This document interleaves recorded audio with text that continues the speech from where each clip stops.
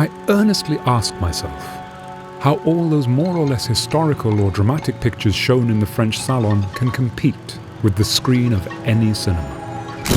Visual realism has never before been so intensely captured. The relationships among volumes, lines, and colours will prove to be the springboard for all the work of recent years, and for all the influence exerted on artistic circles both in France and abroad. From now on, everything can converge towards an intense realism obtained by purely dynamic means. Pictorial contrasts used in their purest sense, complementary colour, lines and forms, are henceforth the structural basis of modern pictures. I am convinced that we are approaching a conception of art as comprehensive as those of the greatest epochs of the past.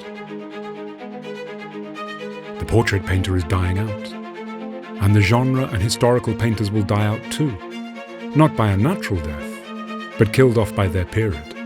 This will have killed that. When an art like this is in possession of all its means, which enable it to achieve absolutely complete works, it is bound to be dominant for a very long time.